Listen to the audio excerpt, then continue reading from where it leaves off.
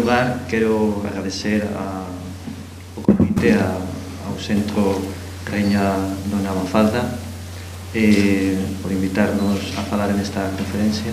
E quero agradecer tamén a Cámara Municipal de Amarante a invitación. Nos vamos presentar aquí un traballo privado, non é un traballo de unha institución, que é o Camiño Torres. Entón, este traballo é feito por dúas persoas, que sou eu, Luis Quintales, e María Soledad Beato, que tamén nos acompaña. O problema é que, como vocês están a ver, o meu portugués é moito fraco, entón, con disculpen, eu a partir deste momento eu vou falar en español, ok? Eu vou intentar falar devagariño, mas eu vou facer en español. Vamos ver tamén se a técnica acompaña. Entón, como o título das conferencias era pasado, presente e futuro, pues la presentación tamén va a estar organizada en esas tres partes. Un primer momento en el cual vamos a hablar de la historia de este camino, la historia de Torres Villarroel, y luego vamos a ver un poco cómo fue la construcción, el diseño de este camino, y por último vamos a hablar un poco de cuál puede ser el futuro de este Camino de Santiago. El origen del Camino Torres es Diego de Torres Villarroel, que aquí tienen un retrato, que vivió en el siglo XVIII. Es un escritor y catedrático de la Universidad de Salamanca y que tuvo, sobre todo en su primera época de vida, una vida muy agitada. Entonces, hay tres fechas que tienen aquí destacadas, que son las tres fechas en las cuales Torres estuvo en Portugal. Un primer momento en que estuvo en Portugal fue en 1714, cuando después de estudiar en el colegio trilingüe, acaba sus estudios y se escapa de la casa de sus padres, ¿de acuerdo? Entonces, en ese momento, está 2 años en Portugal, vuelve arrepentido y empieza a escribir lo que le haría famoso, que son los pronósticos, cuyo primer pronóstico, un almanaque, empieza a escribir en 1718. Un almanaque, y por eso era tan famoso, es una obra pequeña de literatura donde se hacen predicciones de futuro, predicciones astrológicas, astronómicas y demás, que han tenido durante muchísimos años éxito. Incluso en España pues todavía tenemos este calendario zaragozano, y en Portugal pues tienen o Seringador y a Borda d'Agua, que intenta predecir un poco pues las previsiones para el año siguiente. Luego, después de escribir estos pronósticos, consigue la cátedra, y cuando ya está establecido en Salamanca, después de una discusión con un amigo suyo en el cual hieren a un clérigo, es desterrado. Y en ese momento pasa 2 años de destierro en Portugal, y ya veremos dentro de un momento en qué sitios es en los que más o menos discurre su aventura. Y por último, pues ya vuelve con la promesa de peregrinar a Santiago de Compostela. Y de hecho lleva a cabo esa peregrinación, pero la hace de una manera especial. Cuando uno quiere ir de Salamanca a Santiago de Compostela, lo más habitual sería hacerlo por la Vía de la Plata, pero él decide recorrer todos esos lugares en que antes había estado en esas 2 estancias, y pues va a hacer el recorrido de muchos sitios en los que anteriormente estuvo. Los datos que tenemos de Torres Villarroel, la mayoría los tenemos porque él escribe su propia autobiografía. Cuando uno escribe su propia autobiografía, evidentemente puede ocultar muchas cosas y puede decirse lo que quiere, pero bueno, nos da muchísima información de lo que fueron sus aventuras. Y también de la peregrinación tenemos noticia porque escribe un romance jocoso. Como su público normalmente era el pueblo, normalmente sus obras eran muy próximas al pueblo, para vender al pueblo, y hace un romance jocoso donde relata su estancia en Portugal en peregrinación, pero siempre de una forma anecdótica, relatando pues sus avatares en las fondas, etcétera, etcétera, ¿vale? Entonces, vamos a ver un poco cada una de estos sitios en los que estuvo Torres en sus peregrinaciones, en sus escapadas a Portugal. La primera, que decíamos, era en 1714-1715, va de Salamanca, y cuando se escapa de casa de sus padres dice que descansa en Calzada de Don Diego, un pequeño pueblo a 30 kilómetros de Salamanca. Luego va hasta Almeida, donde pensaba irse a Braga, pero en lugar de ir a Braga ve a un ermitaño y decide hacerse ermitaño, seguir sus pasos como ermitaño, y va a un sitio que él llama Mundín, que podría ser Mondín da Beira o Mondín da Basto. Yo pienso que sería más bien Mondín da Beira, ¿de acuerdo? De ahí se va a Coimbra, y en Coimbra ya se escapa del ermitaño y él va de maestro de danza y va también de médico. Dice que es médico y efectivamente consigue muchísimo dinero en Coimbra, pero al cabo de un tiempo, dice que escapando de un portugués celoso, vuelve a irse a Oporto, donde se alista al ejército, y cuando pasa aproximadamente un año, deserta, se va con unos toreros y se va a Lisboa. Aquí no está en el mapa. Se va a Lisboa y finalmente se arrepiente y vuelve a Salamanca, ¿de acuerdo? Cuando vuelve, dice que para en Vale da Mula porque se quiere apartar de los toreros que van hacia Salamanca y le da vergüenza, y queda en Ciudad Rodrigo a la espera de que su padre le perdone. La segunda parte que les comenté anteriormente es la parte, las estancias, los puntos en los que estuvo cuando estuvo en el destierro. Entonces, en ese momento, pues Torres va a muchísimos sitios de esta zona de Portugal, incluido Amarante. En Amarante también consta que estuvo, él lo dice, ¿de acuerdo? Y bueno, pasa 2 enfermedades graves, sobre todo en Ponte do Abade y Trancoso, y es cuando en ese momento promete que si finalmente puede volver a España, pues que haría la peregrinación. Luego está la parte correspondiente a la peregrinación, que, como les digo, en este romance jocoso, pues lo único que hace es el relato muy sucinto de algunos sitios por los que va pasando, y en concreto los sitios por los que va pasando son estos de aquí. Si hacemos una unión de todos esos puntos, los de las 2 estancias y los de la peregrinación, pues tendríamos todos estos puntos de paso, y este es el primer reto. Aquí acaba, digamos, la historia y empieza el reto actual, que sería intentar reconstruir el viaje que Torres Villarroel hizo en peregrinación de Salamanca a Santiago de Compostela. Muchos son los informantes, es decir, la gente que de verdad vive en los sitios por los que van a pasar esos caminos, que son los que realmente muchas veces tienen la información de por dónde iba la cañada, por dónde iba el camino, etcétera, etcétera, ¿vale? Esa parte, pues como pueden comprender, es una parte que en nuestro caso sería muy costosa. Se hizo cuando se pudo, pero yo creo que es una parte en la cual la gente que ahora está poniendo en valor estos caminos tiene que incidir mucho, que es conocer los caminos reales, por dónde iban, que se utilizaban, etcétera, etcétera. Bueno, pues con todo eso, si volviera el proyector, esperemos en breve, verían lo que es el recorrido que nosotros decidimos hacer, ¿no? El recorrido completo, cuyo objetivo primordial era pasar por los sitios que Torres cuenta en su relato que constituyeron su peregrinación, y luego algunos más a los que había utilizado en las anteriores escapadas. Bueno, eso configura un mapa que no sé si volverá, que podríamos ver, pero que bueno, muchos de ustedes ya conocen. Al final, eso constituye 23 etapas, porque evidentemente era un recorrido que tenía 580 kilómetros, más o menos, ¿no? Entonces, sí, vuelve. Vale, vamos a ver el mapa entonces. Y vamos a ir, voy a correr en estos 10 minutos que creo que sobrevive el proyector. Bueno, pues este finalmente es el diseño que nosotros hicimos del camino con los sitios de paso de su peregrinación de Torres Villarroel. Entonces, ese camino constituye, como aquí tienen, una distancia de casi 600 kilómetros y repartido en 23 etapas, porque evidentemente cuando está pensado para que se haga a pie, y aproximadamente uno puede contar con etapas de 25 kilómetros para una persona medianamente preparado. En ese camino hubo distintas partes. Unas partes han sido más sencillas, como les decía, porque eran caminos históricos que ya existían. En el caso de la provincia de Salamanca, el camino que se utilizó para unir Salamanca con Ciudad Rodrigo es la Cañada Real de Extremadura. La Cañada Real de Extremadura es uno de los caminos del ganado trashumante que utilizaban los pastores en la Edad Media. Aquí pues son canadas, ¿no? Se llaman exactamente, muy parecido, ¿no?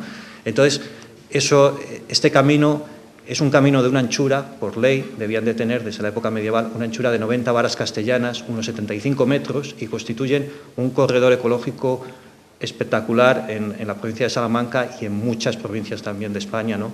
Para recorrer ahora en la actualidad, porque se han preservado para recorrerlo. Entonces es una zona de encinas, una zona Bueno, estos son fotos hechas en primavera. Miguel Sampaio seguramente contará luego su experiencia en verano y puede cambiar un poquito, pero bueno, esto es más o menos el aspecto que esto tiene. De Cidade Rodrigo a Almeida, ya entrando en Portugal, se hizo a través del GR10, un sendero que va originalmente desde Valencia hasta Caldas de Monfortiño y una variante a Almeida. Entonces este también lo aprovechamos, aunque está muy deteriorado y está muy mal marcado.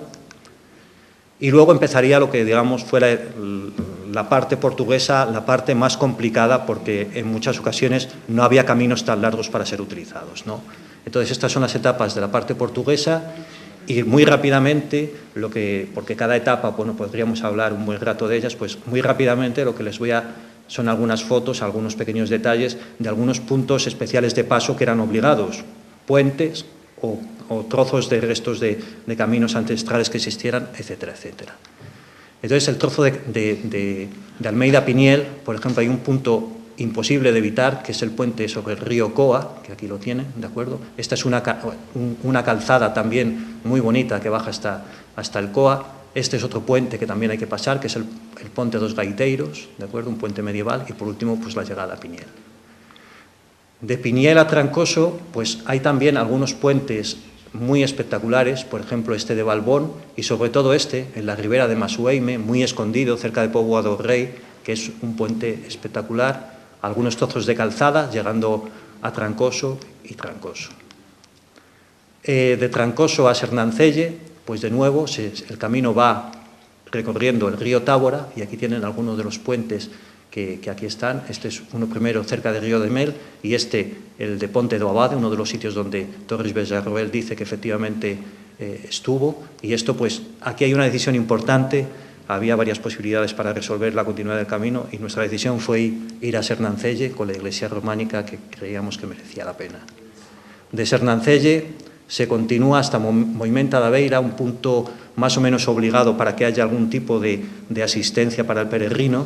Pues se baja a Vila do Ponte, se sube al santuario de a Nosa Señora das Necesidades y se pasa por la vila de Arrúa, que con este pelourinho tan bonito que tiene allí. El paso de Moimenta da Beira a Lamego hay que resolverlo, evidentemente, pasando por el Ponte de Ucaña. Aquí tienen el Ponte Fortificado de Ucaña, hasta llegar a Lamego y ya se empiezan a ver las primeras zonas del Douro. El paso del Douro, que antiguamente se hacía en barca, pues el peregrino actual no le queda más remedio que hacerlo efectivamente por el puente peatonal de Peso da Regua, que aquí tienen. Y luego, antes de llegar al Douro, hay un sitio muy especial, que es este puente, el puente das Audiencias do Diabo, sobre el río Barosa, que es el mismo río que se pasa en Ucaña, ¿de acuerdo? Este sitio es un sitio muy espectacular. Y luego, cuando uno llega a Peso da Regua, tiene otro paso importante, que es el río Seromeña, que en principio se podría pasar por la carretera nacional, pero hay que evitarla porque esa carretera nacional que va de Lamego, de Peso da Regua a Mesao Frío, es realmente peligrosa para los caminantes. Y bueno, pues al final, recorriendo el valle del río Seromeña, se llega a otro puente, que es el Ponte Cavalar, otro puente medieval también de gran valor. La etapa de Mesao Frío a Amarante, pues es complicada también de resolver. Al final se decide subir hasta un alto donde hay unos generadores eólicos en el Chá das Arcas y finalmente, pues evidentemente se tiene que pasar el río Támega utilizando el puente de Amarante. Aquí encontramos, ya esto lo hicimos en el año 2010, estas eran las señales que se ponían, que hay en muchos caminos de Santiago en la carretera, casi que fue la primera señal que vimos hasta llegar allí. De Amarante a Guimaraes, pues esto ya lo conocen ustedes perfectamente, hay 3 zonas de paso obligadas, que son Caramos y a Calzada da Piedade, está Pombeiro, que también conserva un trozo de calzada, y el Ponte do Arco, que previo a llegar al Ponte do Arco, pues también hay un trozo de calzada romana, presumiblemente, que merece interés. Luego ya hay 2 etapas que cuando nosotros estuvimos investigando esta zona ya estaban casi resueltas, o sea, no hubo que hacer prácticamente nada. La etapa de Guimaraes a Braga estaba casi señalizada, le faltaba alguna zona y le faltaba por recuperar este trozo de calzada que es la subida a Falperra, ¿de acuerdo? Y luego pues había ya tramos que estaban completamente señalizados hasta llegar a Braga, el Ponte de Roldes, todas estas zonas ya pasaba el camino por allí, ¿vale? Y finalmente, pues una vez que uno llega a Ponte de Lima, pues ya entronca con el Camino de Santiago Central, que evidentemente el Camino de Santiago Central está señalizado perfectamente, con infraestructuras desde hace varios años, y ahí evidentemente pues lo único que el caminante actual que haga este Camino Torres, que nosotros hemos denominado Camino Torres, pues lo único que tiene que hacer es continuar por ahí, ¿vale? Entonces, finalmente decirles que todo esto que nosotros hemos puesto aquí es nuestra propuesta para hacer ese camino que está abierto a mejoras, evidentemente. Probablemente hay muchas zonas, sobre todo las de Portugal, los portugueses con seguridad y los que vivís en estas zonas sois más conocedores de ella y seguramente hay muchas propuestas interesantes que puedan hacer pequeñas, supongo, o grandes variaciones, no lo sé, que podrían ser incorporadas.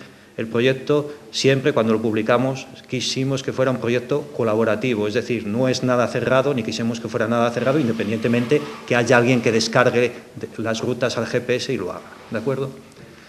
Entonces, cuando nosotros acabamos este trabajo, quedaba una parte importante, que era decidir si ya lo teníamos resuelto, si lo divulgábamos, si lo dábamos a conocer o no. Pues en principio decidimos que sí, que merecía la pena divulgarlo y entonces la decisión fue divulgarlo a través de la Universidad de Salamanca. Nosotros somos universitarios y hay una asociación de antiguos alumnos de la Universidad de Salamanca, supongo que aquí también en Portugal hay asociaciones de estas de alumni, no sé cómo se llaman aquí, las asociaciones de antiguos alumnos. Bueno, sí, pues parecido, ¿no? Igual. Bueno, pues a través de esta asociación y aprovechando que en Salamanca se iba a celebrar el 8º centenario, pues se hizo un poco la divulgación de este camino, se tuvo el apoyo de la gente de la asociación y del 8º centenario. Algunos ayuntamientos con los que contactamos también se implicaron, como el Ayuntamiento de Ciudad Rodrigo, ¿vale? Hemos hecho algunas conferencias similares a en las que hoy estamos. La gente de Navarra apoyó este proyecto, incluyendo el Camino Torres en su credencial universitaria. Hemos intentado que los alumnos también se impliquen en las ferias de acogida que se hacen todos los años al comenzar el curso. Apareció en una revista que tiene bastante distribución en España a nivel de senderismo, montañismo y demás, que es Grandes Espacios. Y por último, la parte más interesante de divulgación, sin duda, en este momento actual que estamos en el mundo de Internet, es la publicación de una página web. La publicación de esa página web, pues, empezó a atraer a mucha gente interesada en este camino y, bueno, aquí tenía unas estadísticas en las cuales, pues, aproximadamente desde julio de 2002, pues, aproximadamente tenemos, cuando hice esta transparencia, aproximadamente 15.000 visitantes, que curiosamente la distribución no tiene nada que ver con lo que haces con un libro o con un recorte en un periódico, ¿no? Pues una distribución a nivel mundial donde hay gente de todos los países. De hecho, ahora les comentaré, pues ha habido rusos, misteriosamente han aparecido gente rusa a hacerlo, ha habido belgas, ha habido alemanes. Lo de Internet y la divulgación de la información a través de Internet es maravilloso, ¿no? Nunca esperábamos que hubiera tenido esa aceptación a nivel de tanta gente. A nivel de otra divulgación es el Facebook, ¿no? Pues hay una página Facebook que intenta un poco pues dar las noticias y los eventos más importantes. Y luego viene una parte delicada que estaba aquí, que es la parte de marcado del camino. Nosotros lo que hicimos fue, después de diseñar el camino, fue simplemente publicar los tracks. Nosotros no queríamos marcar el camino de momento porque pensábamos que era un camino que tenía que evolucionar y que tenía que irse resolviendo, sobre todo en la parte portuguesa. En la parte de Salamanca, como ya les digo, la parte de Salamanca estaba bastante bien resuelta y la parte final del camino está resuelta sin ninguna aportación nuestra. Eso es claro. Entonces, lo que se publicaron fueron los tracks, que la gente que se mueve en bicicleta, y muchos caminantes ya los utiliza, pues se los descargan en el GPS, y luego hubo un momento en que la gente de la asociación de Acasán, de Fuenterroble, de Salvatierra, si alguno conoce los caminos, si han hecho algo de la Vía de la Plata, pues es una asociación muy importante que hay en Salamanca, pues decidieron que una persona iba por delante, iba marcando el camino con setas amarelas, con flechas amarillas, para que los otros los vieran.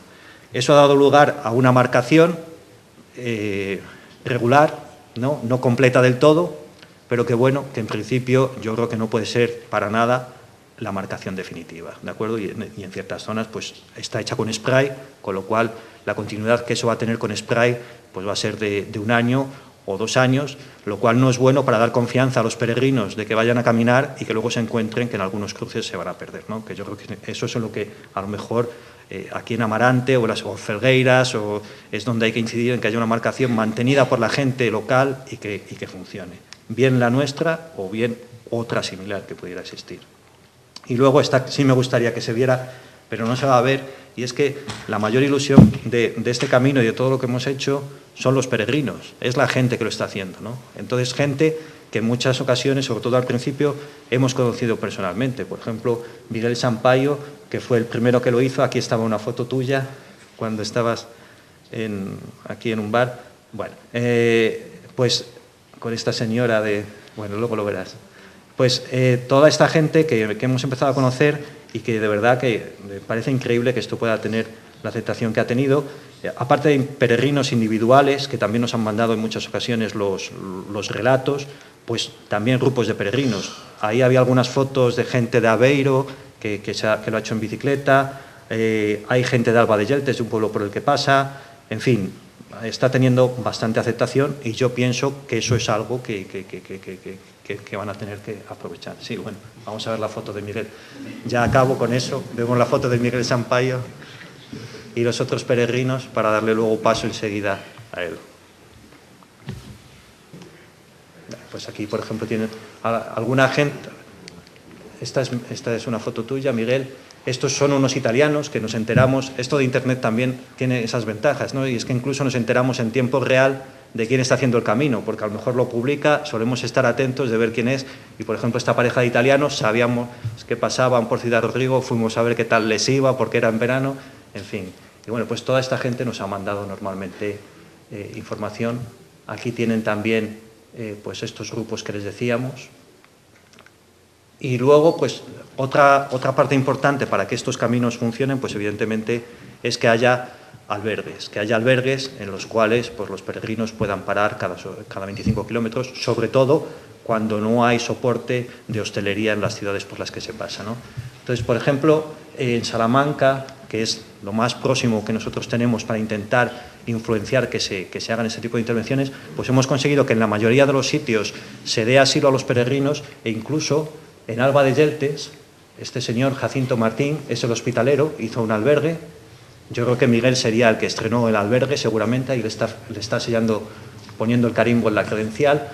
Este es un nuevo albergue que se ha hecho hace unos meses en San Muñoz. Y luego hay zonas donde no hay infraestructura. ¿Quién está dando infraestructura? Los bomberos voluntarios, que evidentemente pues no es su labor principal y pues supongo que los ayuntamientos, las cámaras municipales pues se tienen que de alguna manera comprometer a crear alguna infraestructura, aunque sea pequeña, para dar asistencia a esta gente que pasa, ¿vale? Otros que hay por aquí pues son los que aparecen aquí, la mayoría son privados, ¿no? Y luego, pues evidentemente, una vez que uno llega a Ponte de Lima, ya está la explosión de albergues para poderse alojar. Cada muy pocos kilómetros hay una infraestructura muy grande, ¿vale? Quizás demasiada, quizás una de las cosas importantes que tiene este Camino Torres, si alguien lo quiere hacer desde Salamanca, es como una alternativa de tranquilidad a otros caminos que se están masificando y que empiezan a perder un poco el interés. Interés histórico siempre van a tener, pero el interés del caminante que le gusta el contacto con la naturaleza, la tranquilidad y tal, hay algunos que lo están perdiendo y este es uno de los valores que tiene este camino.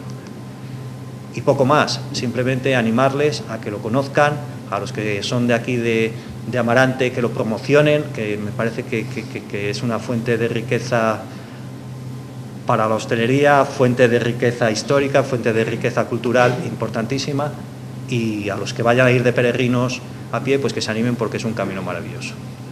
Nada más, muchas gracias.